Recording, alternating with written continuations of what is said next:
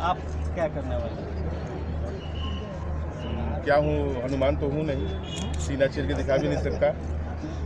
थोड़ा वेट करिए, अभी तो जुम्मा 8 दिन हुआ है और निश्चित तौर पे आपको भोजपुरी अलग दिखेगा।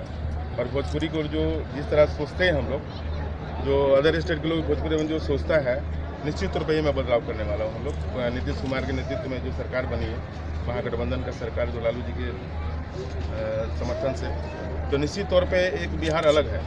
और लोग जो बिहार के बारे में गलत सोचते हैं कि बिहार में ये वो, ऐसा कुछ नहीं है। आप बिहार आकर देखिए तो सही, बिहार के लोग बड़ा प्यारे होते हैं, बड़ा सम्मान, बड़ा इज्जत करते हैं।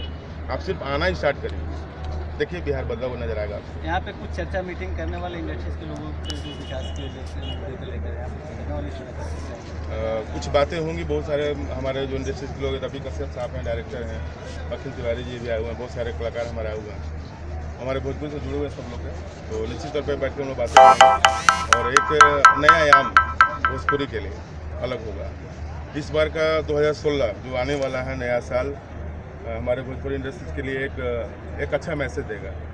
और निश्चित तौर पे महागठबंधन सरकार जो है एक अच्छा मैसेज देने के मूड में है, तो थोड़ा सा उसको हम लोग रखते हैं सस्पेंस में, बोलते हैं ना फिर वो नया साल में। सर एक और जो कि